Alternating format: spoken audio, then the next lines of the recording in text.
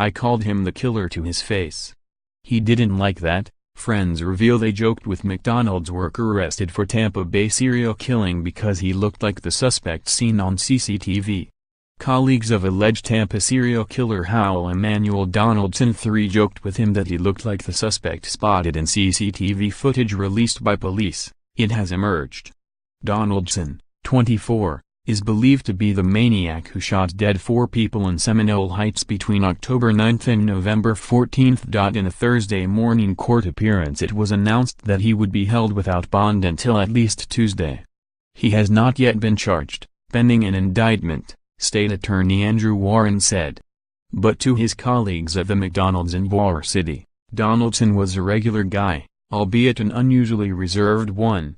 So when police released security footage of the figure they say had haunting the central Tampa neighborhood, they didn't think twice about some good-natured ribbing.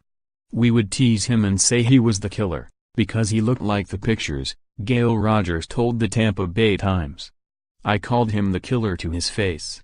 He didn't like that." Rogers said that although she and her colleagues never really thought that Donaldson was the killer, he was an unusual man.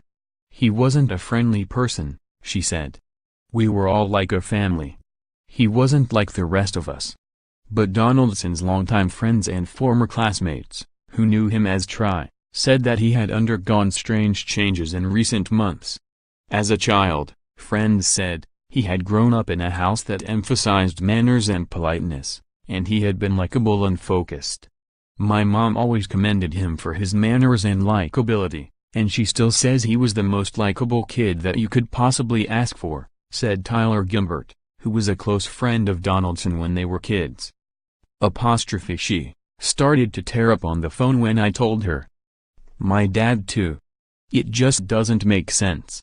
Gimbert said she hadn't seen him since they were children, but recalled him being the brave one who once picked up snakes and threw them at his friends, initiating a snake war. Donaldson went on to St. John's University in New York, where he played basketball as a guard. His former teammate, fellow guard Gerard Rivers, recalled that he was productive and was at college for academic achievement, rather than sport. But Rivers remembered him as a bold personality unsuited to their position on the court. "He just had a mouth on him really," Rivers said. "As a walk-on, really your role is to just be humble and help where you can, and that wasn't him." Sam Seeley, another player, recalled him as a tough kid who played with a chip on his shoulder. Donaldson was arrested once in New York, but his file was sealed. He then returned to Florida after 6 years at university, where he began to hang out with former elementary school pal Ryan Kentworth. Over Easter, Kentworth, Donaldson and their pals played basketball, but said that when Donaldson was fouled, he reacted in anger, unusual for the young man. "His demeanor was different," Kentworth said. "It was something that was talked about among our close group of friends. There was something going on," he added. "I didn't want to pry because I figured if he wanted to talk, he would talk." But his diction changed. He was more aggressive in the way he talked. He had more of an edge. He had a fuse. "I didn't remember this kid being like this." Donaldson's unusual behavior continued up to his arrest on November 28, when he gave his manager at McDonald's a paper bag containing what people say was the murder weapon. He told the manager to hold on to the bag while he went to draw out money, and told him not to look inside. He also said he was planning to leave the state. But the manager did look, and upon seeing a handgun, told a member of staff to call over a police officer who was doing paperwork in the restaurant. Donaldson was arrested that day. He is currently being held without bond, until his next court appearance next Tuesday, TBO reported. In a press conference, State Attorney Andrew Warren said that Donaldson was to be held until prosecutors could charge him with 4 counts of first-degree murder. In the state of Florida, that requires a grand jury to return an indictment, he said, and the deadline for that would be December 19. But he added that he was seeking to have Donaldson held without bond for the duration of the trial for the public's safety.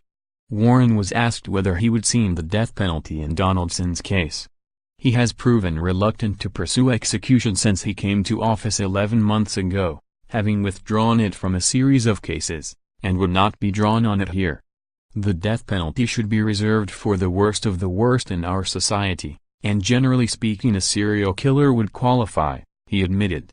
But he said that he would only seek it once all of the evidence had been examined to see if there is a legal basis for doing so, and even then only if it is consistent with what the victims' families want. On Wednesday, police said that the gun was the missing piece of the puzzle. "The gun is what we needed," he told reporters. He said that based on the evidence he is 100% sure they have the right man. Police found Sig Sauer brand .40 caliber shell casings at each of the 4 locations where Donaldson allegedly shot dead Monica Hoffa, Benjamin Mitchell, Anthony Mayboa and Ronald Felton. The shell casings from the first 3 murder scenes were fired from a Glock handgun that Donaldson told police he bought on October 3, according to a forensic analysis. He picked up the gun 4 days later and also bought a 20-round box of Sig Sauer brand .40 caliber bullets, according to store receipts. The bullets from Felton's murder weren't available for comparison after the gun was confiscated, but were previously identified as having been fired from the same gun. The Glock was confiscated and had loaded magazines with 5 brand new rounds of .40 caliber bullets, according to the Times. Donaldson told police that the gun wasn't handled by anyone else from the time he picked it up from the store, the paper said, but also has not admitted to the killings. While Duggan considers the gun to be the most critical piece of evidence, cell phone data also places him roughly at the scene of the crimes on all dates and times corresponding with the first 3 murders. He told police he was unfamiliar with the Seminole Heights area and doesn't know anyone who lives there. Police also found a hooded sweatshirt with what appears to be a blood stain in Donaldson's red Ford Mustang, which was parked at the McDonald's when he was taken in for questioning. The sweatshirt is similar to what a suspect was wearing in a surveillance video taken October 9 just before and after Benjamin Mitchell's murder. Duggan told reporters Donaldson wasn't a suspect until last Tuesday, when they confiscated the gun. He said he doesn't think the alleged serial killer was trying to turn himself in. Donaldson is currently being held without bond and should next appear in court on Tuesday. "We were really hoping to find out what was driving him to do this," Duggan told reporters. "We don't have those answers yet. It's an ongoing investigation. We're going to speak to a lot of people now who know he did this. We're going to have a lot more tips, a lot more information." Donaldson was reportedly friendly to police. He didn't admit to the killings or offer any motive. Police don't believe anyone else was involved or that he is involved in any other crimes. Police had been searching for clues to who committed the 4 murders for 51 days prior to the arrest. Earlier this week police connected the killings based on their methodology, meaning they were all killed in the same way, which is common for serial killers. Each of the 4 victims was killed but not robbed while they walked along at night within a half-mile area of the Seminole Heights neighborhood. The victims, though, didn't have any common similarities based on race, age or occupation. The first attack happened on October 9 when Benjamin Mitchell was shot dead after getting off a bus in the neighborhood at night. 2 days after Mitchell, 22, was shot, Monica Hoffa, 32, was gunned down. And on October 19, Anthony Ybor, 20, was shot after taking the wrong bus home from his new job. Police patrolling nearby heard the gunshots and rushed to the scene to find Ybor dead.